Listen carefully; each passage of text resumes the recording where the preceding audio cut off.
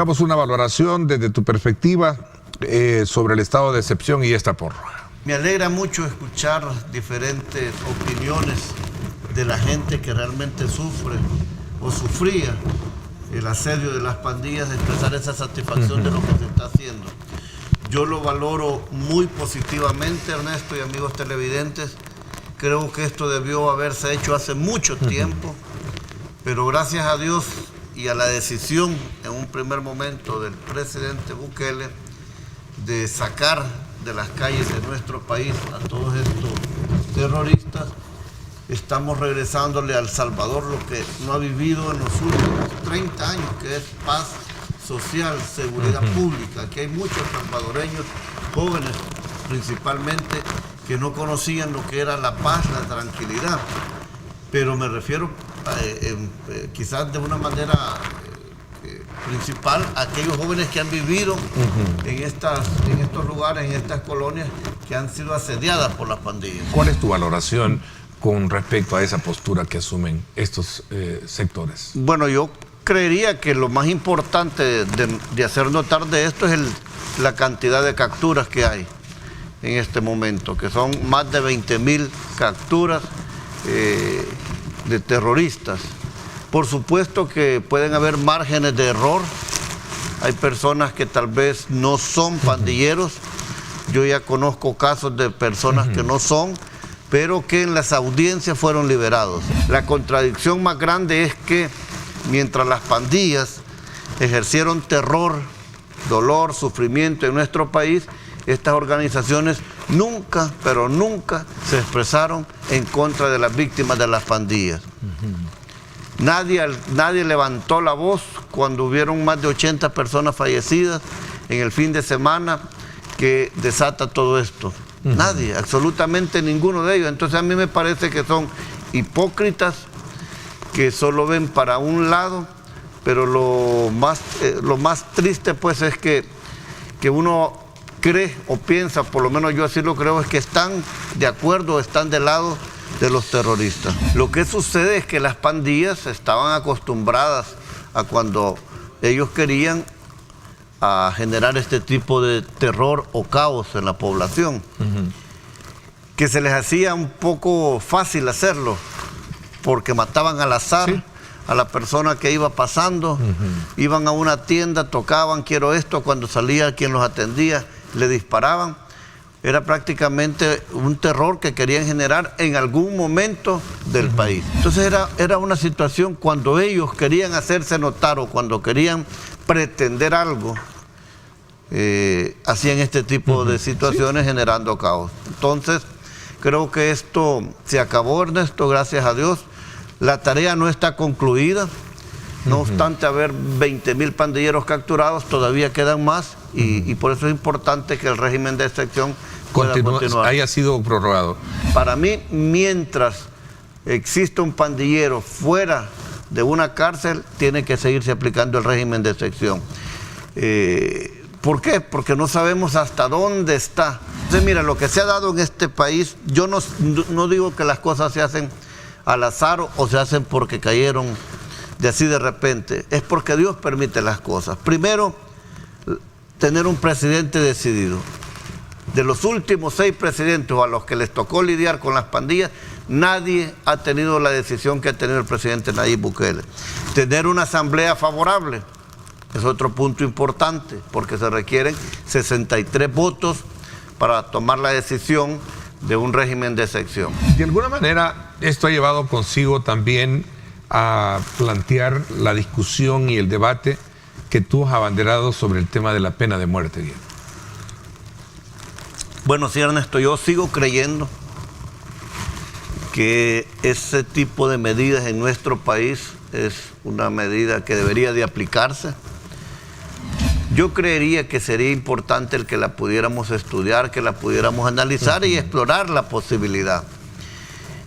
Hay países que la aplican, quizás el más significativo es los Estados Unidos, en varios estados, Taiwán, por ejemplo, entre otros países. Hay países modernos y democráticos que las aplican. El nivel de barbarie y terrorismo que nosotros hemos tenido en muy pocas partes de nuestro continente se ve. Y yo, como te lo decía inicialmente, para mí el pandillero no tiene reinserción ni rehabilitación. De lo único que va a entender es aplicarle la pena capital.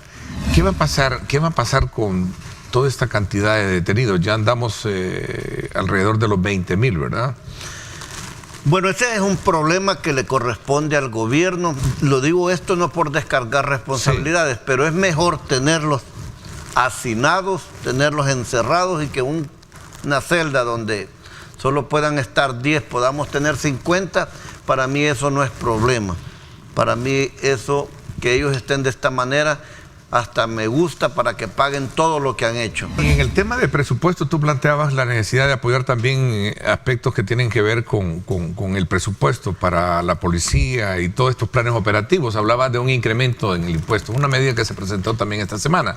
Bueno, yo he presentado una propuesta que esperaría que, si no es a través del impuesto que se pueda generar en el alcohol o en el tabaco, pueda tomarse una decisión de parte de la presidencia en otorgarles algún reconocimiento a policías, a miembros del ejército y a la gente que trabaja en los centros penales.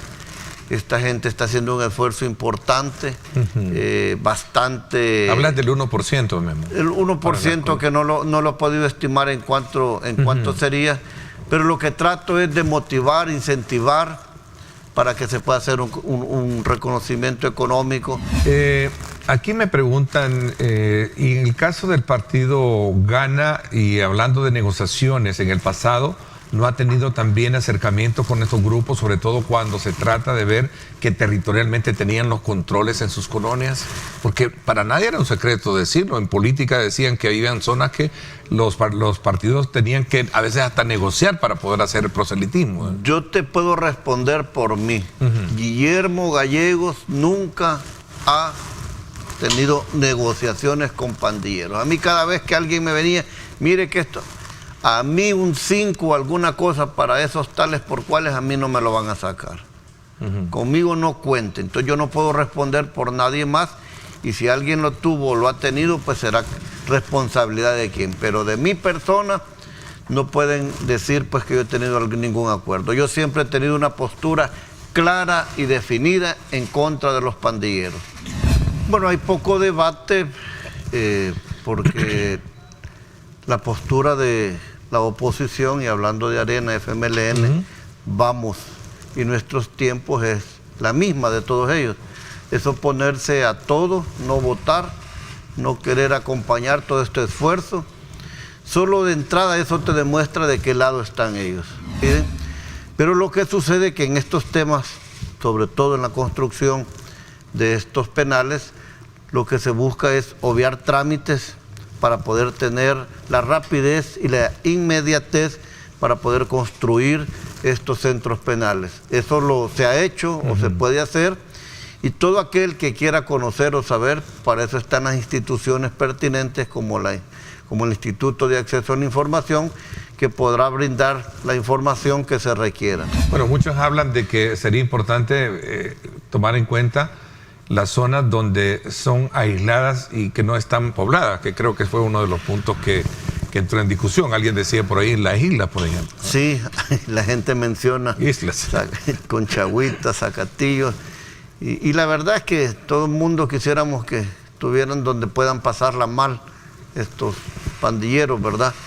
Pero ya se está tomando en cuenta, esto sí va a ser importante mencionar, que no van a estar cerca de alguna ciudad o de algún centro poblacional, sino que tienen que ser pues prácticamente aisladas.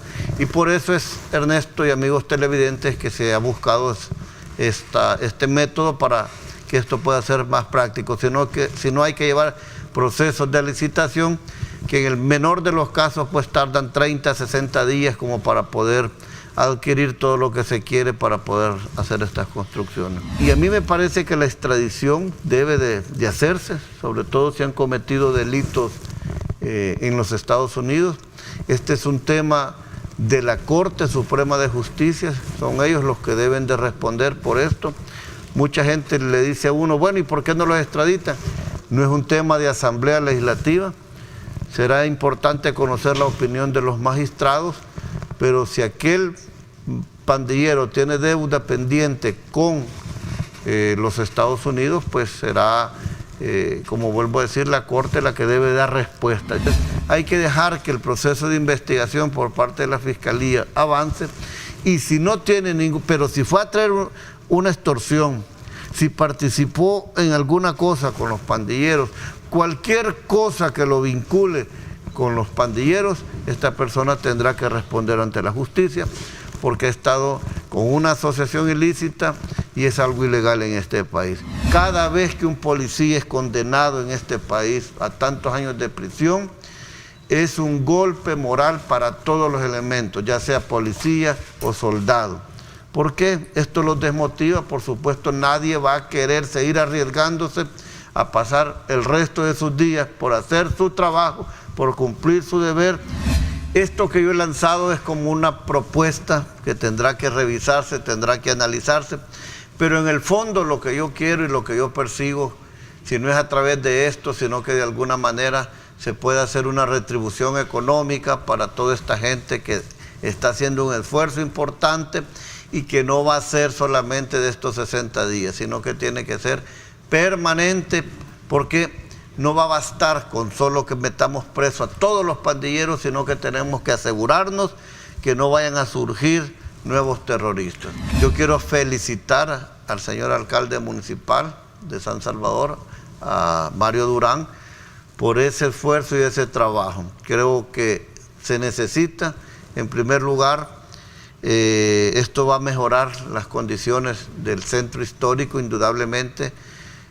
Se ha logrado, como lo dice el amigo televidente, desmontar estructuras de pandilleros que podían estar cometiendo delitos en este país, y los buenos comerciantes, aquellas personas honradas, van a tener un espacio que se les va a habilitar, ya el alcalde lo dijo, y aquellos que no, pues tendrán, y aquellos que no son buenos comerciantes, ahí se han capturado muchas personas, van a tener que pagar. Así es que yo no tengo más que felicitar a Mario, lo hice telefónicamente porque me parece pues que es una decisión muy acertada. Elbo, te vi también, aprovechando, te vi con un grupo de agricultores apoyándolos para ver de qué forma puede generarse una especie también de exoneración del pago del IVA en los insecticidas, abonos y semillas que compren los pequeños agricultores. Bueno, es una asociación de medianos pequeños agricultores que aglutina casi 400.000 personas en el país.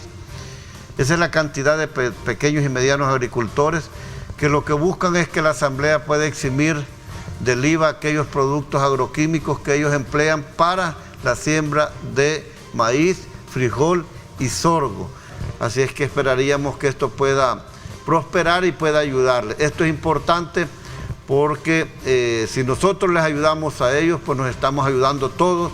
Esto genera pues una seguridad alimenticia en el país propia, sin la necesidad de poder comprar este tipo de alimentos fuera del país.